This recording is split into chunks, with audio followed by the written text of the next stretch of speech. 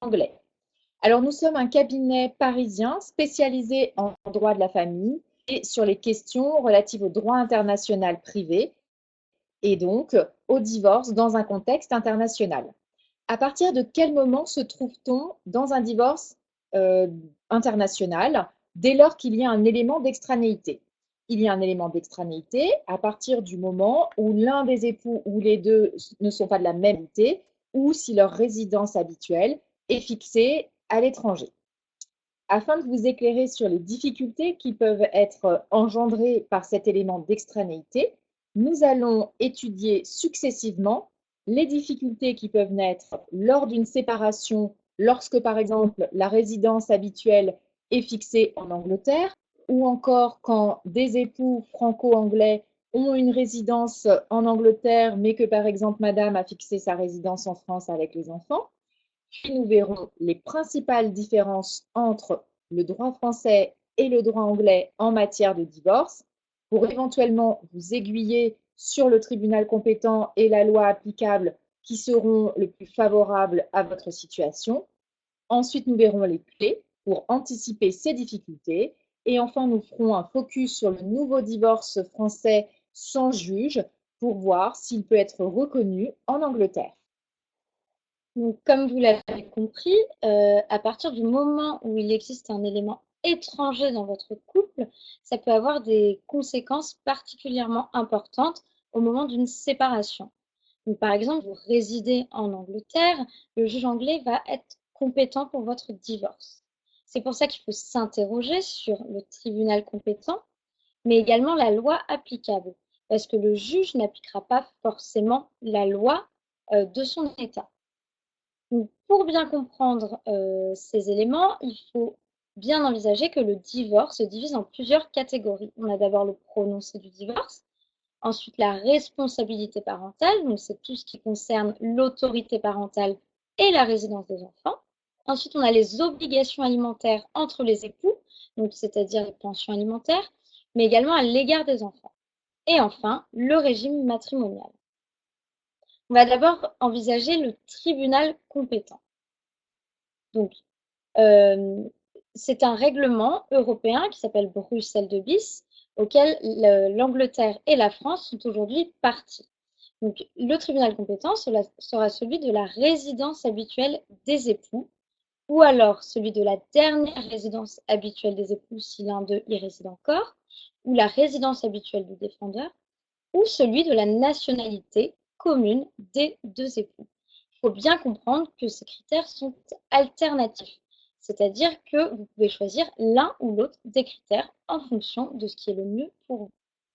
Le tribunal compétent en matière de responsabilité parentale sera celui de la résidence habituelle de l'enfant, donc l'Angleterre, si votre enfant et vous habitez en Angleterre, mais le juge peut également s'estimer compétent en prorogeant sa compétence. C'est un peu pour des questions pratiques pour que tout le divorce et ses conséquences soient jugés en même temps. Enfin, concernant les obligations alimentaires, ce sera le tribunal du lieu de résidence habituel du créancier, c'est-à-dire celui qui reçoit l'argent, ou le tribunal déjà compétent pour le divorce, comme pour les enfants.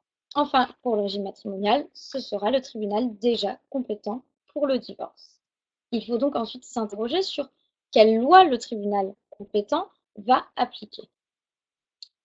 Alors, pour la loi applicable, c'est extrêmement simple concernant le juge anglais qui n'applique que la loi anglaise. Donc, c'est vraiment le principe à retenir. Le juge anglais ne va pas s'ennuyer de l'application d'un droit étranger qu'il comprendra et maîtrisera beaucoup moins que son propre droit, ce qui n'est pas le cas à l'inverse pour le juge français. Nous allons donc étudier les circonstances dans lesquelles le juge français est saisi pour savoir quelle loi le juge français appliquera.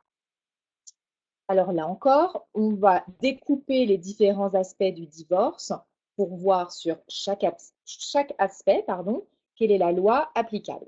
Concernant uniquement le prononcé du divorce d'abord, la loi de la résidence habituelle des époux peut s'appliquer, ou alors, à défaut, la loi de la dernière résidence habituelle des époux si elle n'a pas pris fin depuis plus d'un an et si l'un des époux y réside encore, Par exemple, monsieur et madame vivent à Londres, madame part vivre en France avec les enfants, cela fait moins d'un an, elle peut tout à fait saisir le tribunal anglais puisque son époux réside toujours à Londres dans l'ancien domicile conjugal. Ensuite, cela peut être la loi de la nationalité commune des époux et à défaut la loi du fort, c'est-à-dire la loi du tribunal saisi. Ensuite, concernant la loi applicable à la responsabilité parentale. Alors, qu'est-ce que la responsabilité parentale? Ce sont les questions relatives aux enfants sur la fixation de leur résidence, le droit de visite et d'hébergement, les modalités d'exercice d'autorité parentale conjoint, et cela ne concerne pas les pensions alimentaires. Donc, pour ces questions-là, qui sont vraiment les modalités de vie des enfants, la loi applicable sera la loi du fort, c'est-à-dire la loi de la juridiction saisie, ou la loi qui présente des liens les plus étroits avec l'enfant et qui le plus souvent est la loi de l'état de la résidence habituelle des enfants. Ensuite, concernant les obligations alimentaires, c'est-à-dire les pensions alimentaires et la prestation compensatoire, la loi applicable sera la loi de l'état de la résidence habituelle du créancier, c'est-à-dire celui qui doit verser l'argent mensuellement sous forme de pension alimentaire ou de prestations compensatoires. Pardon, excusez-moi, c'est le contraire, ça c'est le débiteur, donc c'est le créancier, c'est celui qui verse l'argent au contraire. Ensuite, la loi avec laquelle les époux présentent le plus de liens, par exemple économiques ou familiaux.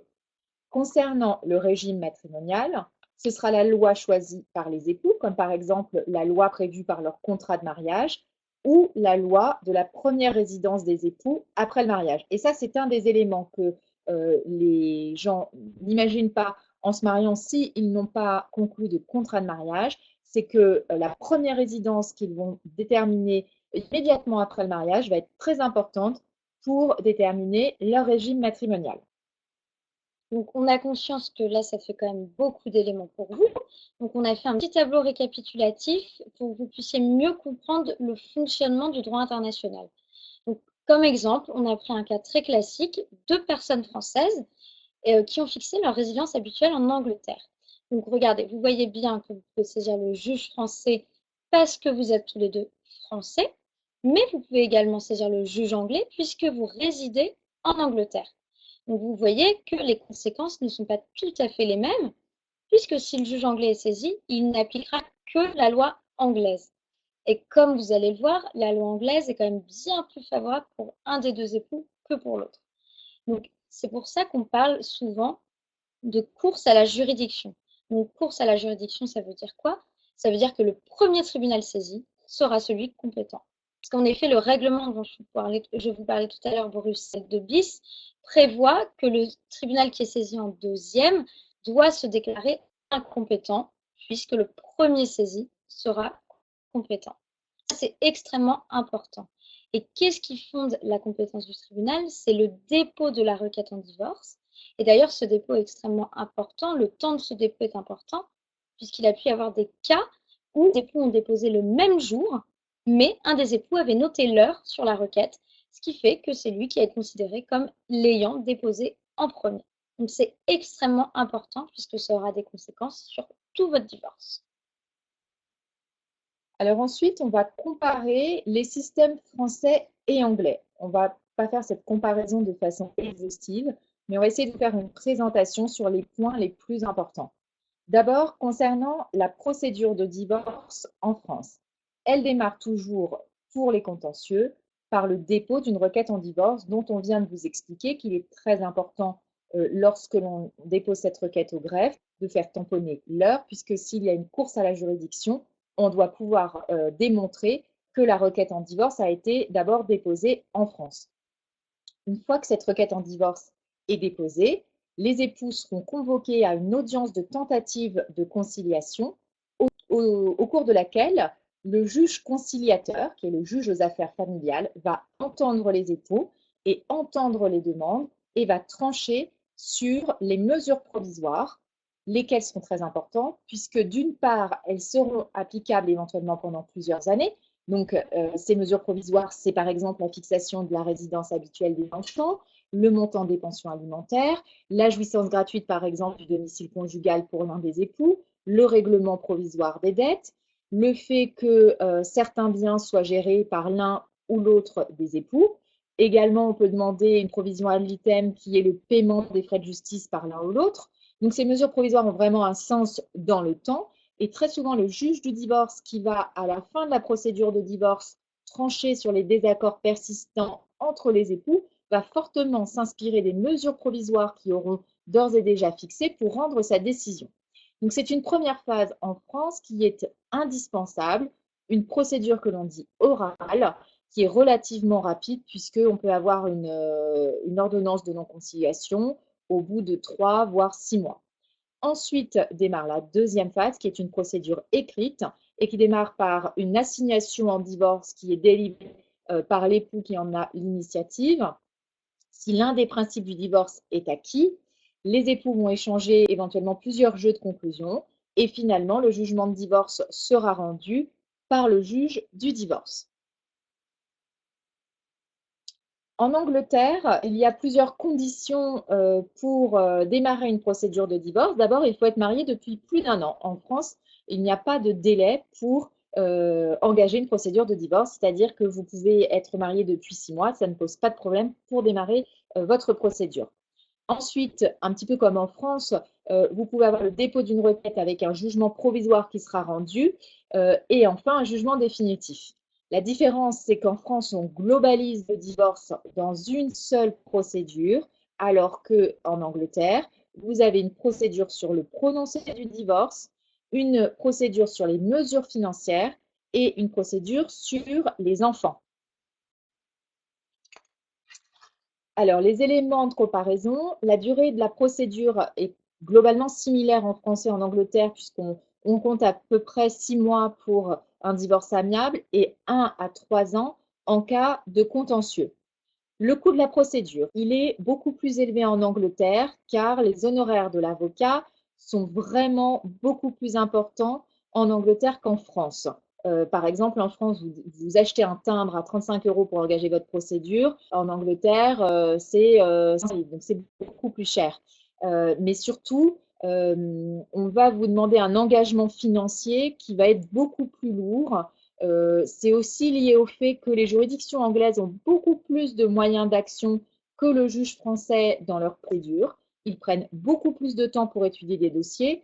Là où en France, vous aurez une plaidoirie d'une demi-heure devant le juge lors de l'audience de tentative de conciliation pour fixer des mesures provisoires, le juge anglais va pouvoir éventuellement prendre 2 jours si il souhaite vraiment approfondir les questions seulement relatives aux enfants. Donc, ce n'est pas du tout la même approche de la justice, c'est pas du tout le même coût. Donc, c'est à vous de savoir si, en gros, le jeu en vaut la chandelle. C'est-à-dire que si vous êtes dans le cas, par exemple, de l'épouse qui a besoin, qui n'a pas travaillé et dont l'époux est assez fortuné, qui refuse de verser des pensions alimentaires dans un cadre amiable, c'est vrai que le juge anglais appréciera les besoins de l'épouse de façon beaucoup plus généreuse, contrairement au juge français. Ensuite, il y a un élément important, c'est que le juge anglais a des moyens de forcer l'un des époux à divulguer ses revenus et son patrimoine, beaucoup plus qu'en France, où le juge ne peut finalement que tirer des conséquences de l'opacité des revenus ou du patrimoine de l'un des époux. Ensuite, un élément important, à la fois en Angleterre et en France, on peut négocier à tout moment et en finir rapidement sur la globalité du divorce. Mais attention, en Angleterre, les échanges entre avocats, même dans le cadre de négociations, ne sont pas confidentiels. Donc, c'est quand même un élément important. Alors qu'en France, les correspondances entre avocats dans le cadre de négociations sont toujours confidentielles. Après, nous allons voir les causes du divorce dont va nous parler Marie-Camille. Alors oui, donc juste une petite précision sur les échanges confidentiels. En fait, vous pouvez vous demander pourquoi on parle de ça, c'est parce que parfois on pense trouver un accord, mais finalement, je ne sais pas, il se passe quelque chose dans la procédure, et puis on retourne dans un contentieux. Donc c'est à ce moment-là où l'un des époux pourra produire au juge les échanges qui ont été faits dans le cadre des négociations. Donc ça peut être quand même très très dangereux pour vous. Donc, concernant les causes du divorce, donc en France, donc on a le divorce par consentement mutuel, dont on vous parlera plus tard. Ensuite, on a le divorce pour faute. Donc là, il faut qu'il y ait une violation grave et renouvelée des devoirs du mariage qui rendent intolérable l'ensemble de la vie commune. Très souvent, ce sont des adultères ou des violences conjugales, par exemple. On a le divorce pour altération définitive du lien conjugal, donc une séparation des époux continue pendant 2 ans. Et enfin, le divorce accepté, où les deux époux sont d'accord pour divorcer, mais ne sont pas d'accord sur les conséquences de ce divorce. Alors, en Angleterre, on a un cas de divorce qui est la rupture irrémédiable du lien du mariage. Et pour que ce cas de divorce soit accepté, il faut prouver un des 5 éléments qui sont prévus dans le Matrimonial Act, et notamment qu'il y a eu un adultère, ou que celui qui reçoit la requête a une conduite telle qu'il ne peut pas être demandé à celui qui a déposé la requête de vivre avec lui, ou enfin qu'ils se sont quittés pendant 2 ans ou plus de 5 ans. Ensuite, sur les conséquences du divorce entre les époux. On a d'abord les conséquences financières, mais également les conséquences à l'égard des enfants. Donc, concernant les conséquences financières entre les époux, en France, on a le principe d'une prestation compensatoire qui vise à compenser les disparités qui résultent de la rupture du mariage. Et le juge va prendre en considération la durée du mariage, l'âge des époux, par exemple si un des époux a fait des sacrifices professionnels pendant le mariage, les droits à la retraite des époux, et cette prestation compensatoire sera versée sous forme de capital ou de rente échelonnée. Donc le juge va apprécier de façon assez stricte ces situations. Céline reviendra dessus un peu plus tard. Donc en Angleterre, on a également des compensations financières qui sont de 2 ordres. On a d'abord des compensations financières qui peuvent être mensuelles ou en capital, donc un peu comme la prestation compensatoire. Mais on a également ce qu'on appelle l'adjustment property, qui est quand même quelque chose d'extrêmement différent de la France, puisque le juge va prendre tous les biens des époux, donc peu importe leur régime matrimonial, tous les biens qui appartiennent aux époux, aussi bien à monsieur qu'à madame, et il va les partager en fonction des besoins de l'un ou l'autre des époux.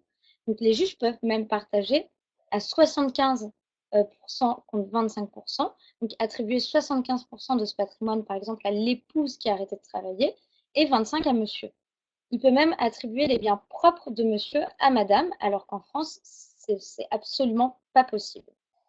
Alors, quelques petites observations pratiques que l'on a pu repérer. C'est vraiment que le juge anglais va interpréter beaucoup plus généreusement que le juge français les besoins de l'époux qui est en demande, par exemple, d'une pension alimentaire. Là où le juge français va examiner seulement les charges mensuelles incompressibles, le juge anglais va aller bien au-delà et va regarder, par exemple, les charges dites d'agrément, de vacances, de loisirs, et va avoir une vision beaucoup plus généreuse pour octroyer des sommes à l'époux demandeur. Donc ça, c'est un élément très important, notamment dans le cas de figure de l'épouse qui a, entre guillemets, sacrifié sa carrière pour s'occuper des enfants et qui ne s'est pas constitué de droit à la retraite et qui n'a pas de revenus. Le juge anglais va vraiment lui octroyer beaucoup plus de pensions, beaucoup plus de droits aussi. Par exemple, la jouissance gratuite du domicile conjugal qui pourra être limitée en France dans le temps, elle pourra être beaucoup plus longue en Angleterre, notamment jusqu'à ce que le dernier des enfants ait atteint sa majorité. Vous ne verrez jamais ça en France. Vraiment, l'Angleterre, pour ça, offre une particularité aux époux qui sont dans une situation moins fortunée que l'autre. Et puis également, le juge anglais, par sa vision beaucoup plus globale des biens de chacun des époux et notamment des biens propres, va s'octroyer beaucoup plus de pouvoir pour partager ses biens. Alors ensuite, sur l'autorité parentale. Donc, pour rappel, l'autorité parentale, ce sont toutes les questions qui concernent les enfants, excepté les pensions alimentaires. Globalement, le juge, comme en France, le juge anglais essaye de trouver des accords et de la médiation. Il n'y a pas vraiment de distinction. Ce que simplement on peut retenir, c'est qu'en France, on est dans un pays qui est quand même très pro-résidence alternée aujourd'hui. Moi, je dirais qu'aujourd'hui, le principe a été renversé. Avant, c'était fixation de résidence habituelle chez l'un des parents, droit de visite et d'hébergement chez l'autre parent. Maintenant, on a vraiment une coparentalité très très forte et une mise en avant de la résidence alternée par la jurisprudence, on le voit dans les décisions qu'on a, qui est évidente, même en cas de désaccord des parents. L'enfant en France peut être entendu s'il le demande, mais à condition d'avoir un âge où il est doué de discernement, je dirais vers au moins 9-10 ans. Donc en Angleterre, globalement, on a la même approche, je dirais, de l'autorité parentale, donc il n'y a pas vraiment de particularité. Concernant la pension alimentaire destinée aux parents qui est le plus dans le besoin, le juge anglais peut homologuer des accords et le système est relativement similaire à celui de la France. Et comme on vient de le dire, le juge anglais va regarder vraiment toutes les charges mensuelles, non seulement celles incompressibles, mais aussi les dépenses d'agrément. Alors, ensuite, nous avons d'autres questions pour comparer les deux régimes que nous allons aborder ou pas. Oui, en fait, on voulait vous parler Sur... d'une une petite particularité de l'Angleterre qui est qu'en fait, en France, le juge ne touche pas au droit à la retraite, mais les prend éventuellement en compte dans le calcul de la prestation compensatoire, alors qu'en Angleterre, et du coup, ça va avec ce que vous disiez Céline tout à l'heure, le juge a un très très large pouvoir. Le juge peut partager les droits à la retraite des époux, quand bien même un des époux n'a pas travaillé. Donc ça peut avoir des très grosses conséquences aussi. Alors, je fais une aparté parce que je ne voulais pas préciser au début de la présentation. Si vous souhaitez poser des questions en direct, vous pouvez le faire. On y répondra à la fin, mais vous pouvez d'ores et déjà anticiper sur vos questions. Et si on ne peut pas rentrer dans le détail de toutes nos réponses, on vous laissera une adresse mail de contact pour pouvoir vous répondre. Donc ensuite, on va voir comment essayer d'anticiper les difficultés liées à l'extranéité. Donc alors, avec l'Angleterre, c'est vrai que c'est quand même un peu compliqué, puisque le juge anglais applique par principe sa loi. Mais vous avez quand même la possibilité de rédiger un contrat de mariage qui prévoit justement la loi applicable à vos biens. Et en fait, l'Angleterre, avant, le juge anglais, avant, ne prenait pas du tout en compte les contrats de mariage étrangers, en faisait totalement fi pour partager tous les biens des époux. Aujourd'hui, depuis une jurisprudence assez récente, de mai 2018, on voit quand même que le juge est de plus en plus enclin à prendre en compte le contrat de mariage étranger. Donc, la rédaction d'un contrat de mariage étranger n'est pas vain avec l'Angleterre et justement, vous devez essayer d'y penser. Oui, parce qu'auparavant, pour vous donner un exemple, pour bien comprendre l'importance du contrat de mariage, des époux, par exemple, franco-anglais, qui se seraient mariés en France et qui auraient conclu un contrat de séparation de biens en France, par exemple, le monsieur voulant protéger ses biens propres issus d'un héritage dans le cadre d'une séparation, les époux s'installent en Angleterre. Quelques années après, madame dépose une requête en divorce et donc le juge anglais est saisi. Le juge anglais pouvait donc jusqu'à très très très récemment octroyer des biens, y compris des biens propres que monsieur pensait légitimement avoir protégés dans le cadre de son contrat de séparation de biens. Et en faisant quelques recherches pour préparer notre présentation aujourd'hui, on a découvert une décision très récente que nous a confirmé un confrère anglais, selon laquelle aujourd'hui le juge anglais commence à prendre en considération les contrats étrangers, donc pas seulement d'ailleurs les contrats de mariage, mais il va s'appuyer dessus pour orienter sa décision, ce qu'il ne faisait pas du tout auparavant. D'où l'intérêt de cet outil contrat de mariage. Et donc, vous avez également la possibilité de faire une déclaration de loi applicable chez le notaire, donc, qui vous permet de choisir la loi applicable aux obligations alimentaires, mais également le tribunal compétent. En revanche, concernant les enfants, vous n'avez aucune prise pour anticiper un élément d'extranéité. Par exemple, sur les enfants, je vais vous parler d'un dossier actuellement au cabinet. Monsieur réside toujours en Angleterre. Madame a déménagé alors qu'elle ne pensait pas du tout être séparée, mais provisoirement avec les enfants pour des raisons financières. Monsieur, elle a déposé une requête en divorce en Angleterre afin d'obtenir des mesures financières plus intéressantes, mais sa résidence habituelle est toujours fixée en France avec les enfants. Donc, toute la question relative aux enfants sera du ressort du juge français si elle veut des mesures avant la fin de sa procédure de divorce en Angleterre. Alors, une question de Pascal. mon mari a déposé une requête en divorce en France. Nous sommes français résidant en Angleterre. Puis-je saisir le juge anglais? Alors, c'est ce que vous expliquez, Marie-Camille, tout à l'heure. À partir du moment où le juge français a d'ores et déjà été saisi par une requête en divorce en France, vous ne pouvez plus saisir le juge anglais. C'est trop tard. C'est contraire au règlement de Bruxelles de bis. Donc, le juge français, en l'occurrence, restera saisi. Ensuite, pour terminer sur cette présentation, un focus sur le divorce par consentement mutuel sans juge. Depuis le 1er janvier 2017, il existe en France un divorce par consentement mutuel par acte d'avocat qui est déposé au rang des minutes du notaire et qui n'est plus un jugement de divorce. Auparavant, avant cette réforme, chaque époux pouvait prendre un seul avocat qui rédigeait une convention de divorce et qui faisait homologuer par le juge aux affaires familiales. Cette procédure n'existe plus.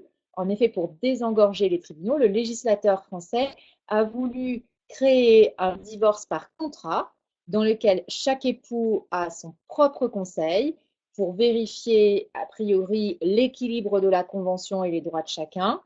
Une fois que cette convention est signée, contresignée par les avocats et les époux, elle est déposée au rang des minutes d'un notaire et elle sera opposable au tiers. Le seul point négatif de cette réforme est que le législateur français n'a pas prévu la reconnaissance de ce divorce qui n'est plus un jugement dans les cas de divorce international. En conséquence, nous, avocats, devons anticiper sur cette lacune en prévoyant le tribunal compétent et la loi applicable dans nos conventions de divorce, mais ça pose de vraies difficultés en matière de reconnaissance à l'étranger. Alors, sur le cas de l'Angleterre, après vérification, l'Angleterre ne reconnaît pas pour l'instant ce divorce par consentement mutuel français qui demeure un contrat et qui n'est pas un jugement pour l'Angleterre. Alors, Abdelatif nous dit, est-ce que cette loi de mai 2018 s'applique sur des requêtes déposées 2 ans auparavant? Eh bien non. Alors, ce n'est pas une loi de mai 2018, c'est une décision qui a été rendue par la Cour d'appel de Londres, mais la jurisprudence est très importante dans le droit anglais, au même titre que la loi. Mais je dirais que pour une requête déposée 2 ans auparavant, c'est trop tard. Ensuite, je suis en cours de rupture de Pacs avec 2 enfants reconnus par leur père. Suis-je protégée par les autorités anglaises et puis-je bénéficier d'une pension alimentaire de la part de leur père et qui saisir? Les autorités françaises ou anglaises? Je vis avec nos enfants en Angleterre et le père travaille en France 5 jours sur 7, vient les voir en Angleterre le week-end.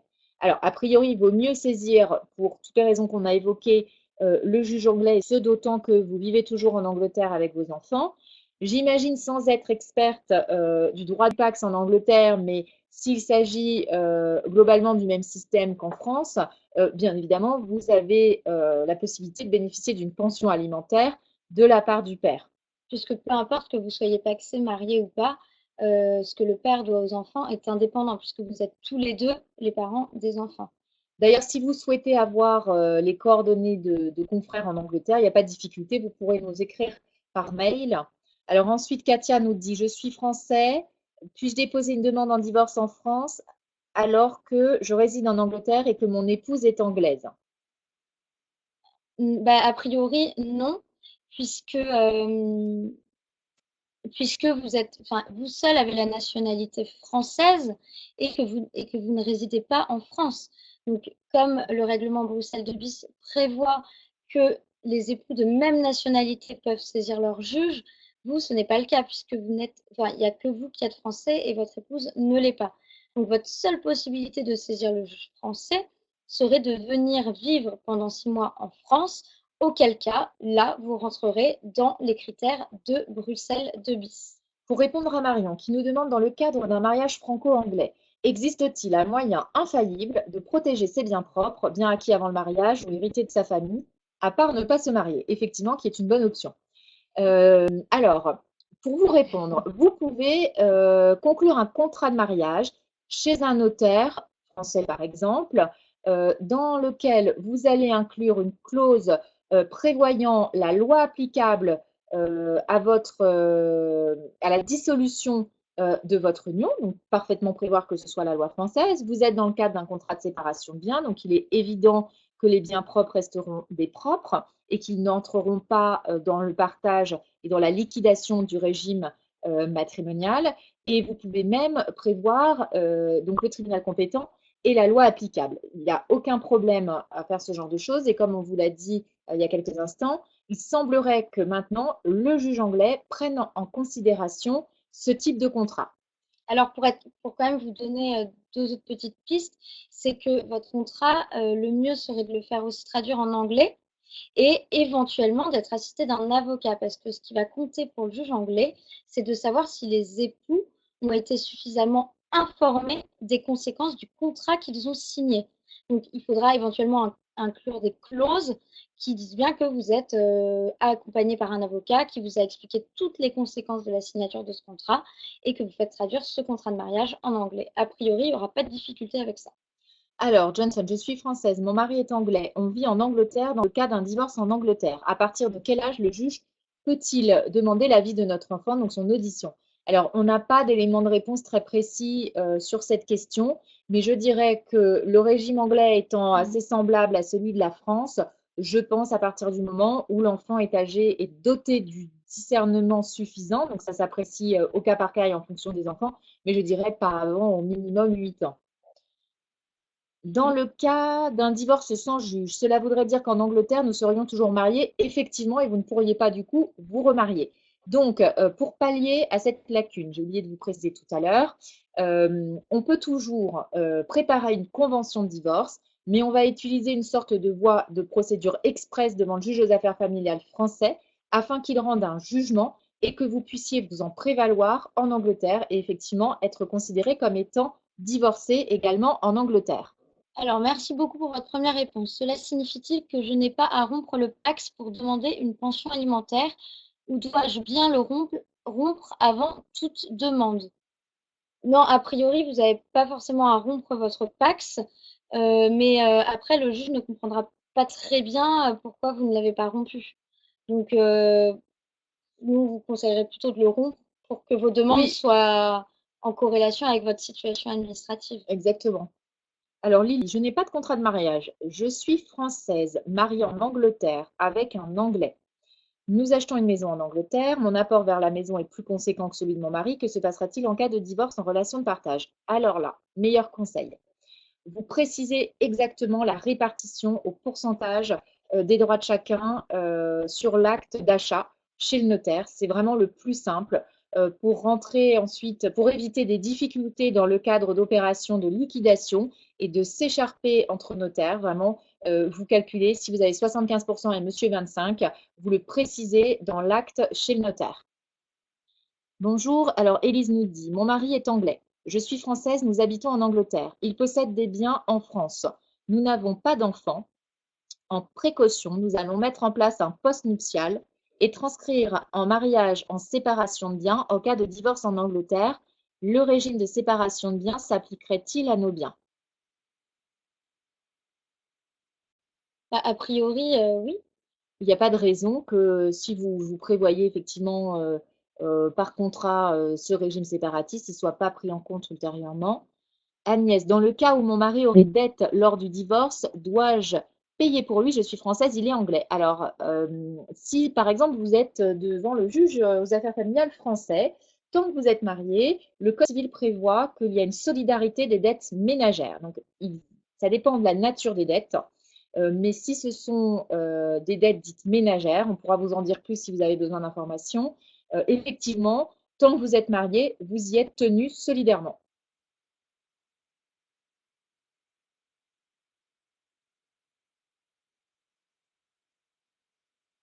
Alors, Myriam, je reviens sur le divorce sans juge.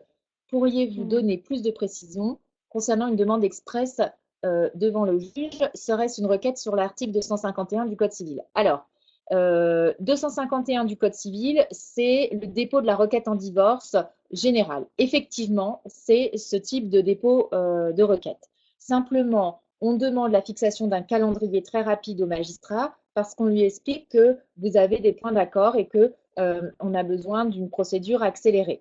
Donc, on dépose une requête effectivement sur le fondement de l'article 251 du Code civil. On a une audience de tentative de conciliation. On signe un PV d'acceptation et immédiatement, on assigne en divorce et on fait, entre guillemets, homologuer du coup l'accord dans un calendrier très rapide. Déborah, j'ai commencé une procédure de divorce en Angleterre. Je suis française, mon mari est anglais. Mon mari est propriétaire du domicile matrimonial, ayant des droits sur ce domicile qu'il refuse de m'accorder. J'ai donc pris l'aide d'une avocate. Combien de temps peut continuer la procédure et ai-je des droits pour partager les frais d'avocat avec mon mari? Alors, donc, si vous avez déposé votre requête en Angleterre, on est vraiment sur le droit anglais. Effectivement, vous pouvez demander à ce que votre mari prenne en charge vos frais d'avocat. C'est ce qu'on appelle en France une provision ad litem. Sur le temps de la procédure, je dirais que plus vous mettez du temps à vous mettre d'accord, plus la procédure va durer. Maintenant, je pense que c'est votre avocate anglaise qui pourra vous donner vraiment la réponse sur le délai précis. Alors, Maurice, ah non, Julien, je suis français et habite en Angleterre. Pour protéger mes biens en France et en Angleterre, il vaut mieux faire un contrat de mariage avec un avocat anglais ou français. Le juge anglais pourra-t-il l'ignorer s'il le veut? Alors, c'est ce qu'on vous disait tout à l'heure, en fait, c'est que depuis une jurisprudence très récente, le juge anglais a tendance à maintenant prendre en considération les contrats qui sont faits à l'étranger. Donc, après, c'est du cas par cas. Notre confrère en Angleterre nous disait qu'effectivement, là, on avait une jurisprudence, mais qu'après, c'était du cas par cas.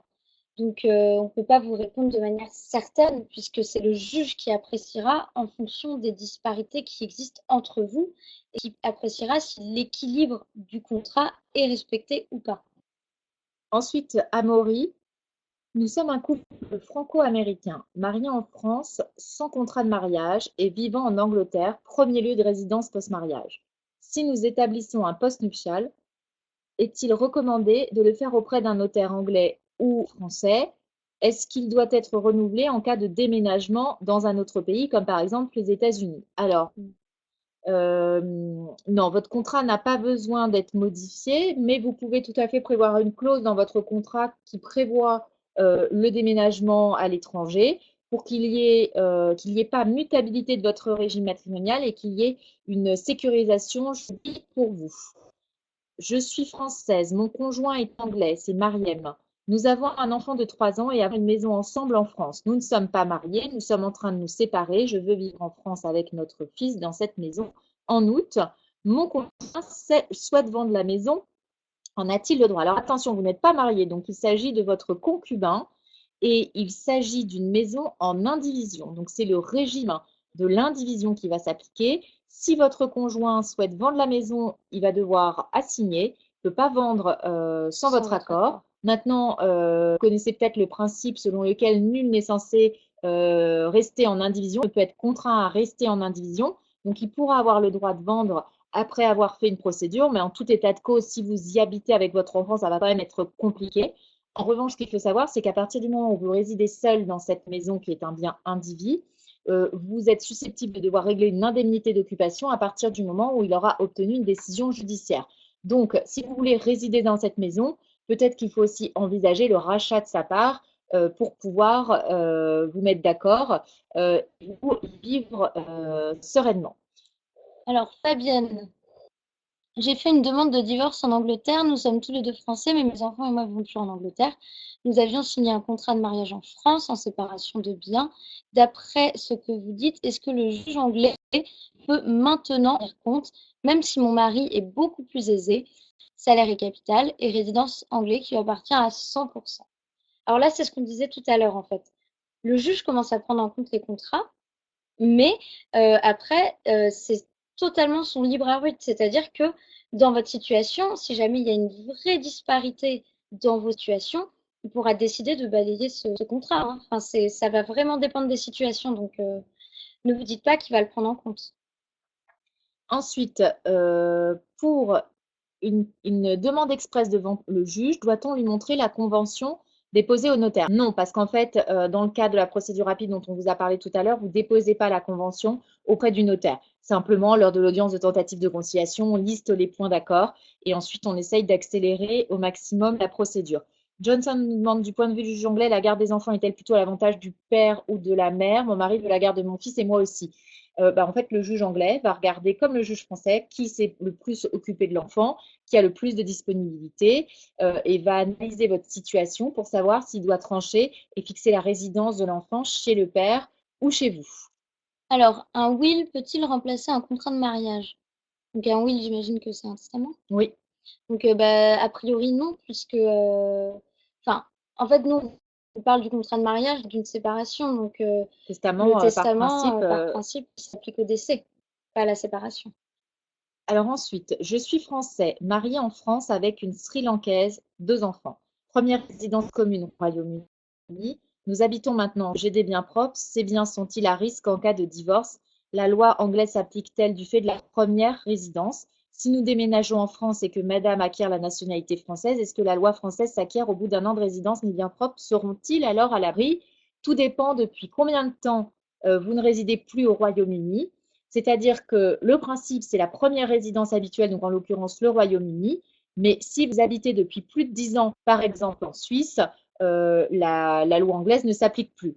Donc il faut analyser votre situation et voir depuis combien de temps vous habitez en Suisse et du coup depuis combien de temps vous habiterez en France au moment où vous divorcerez.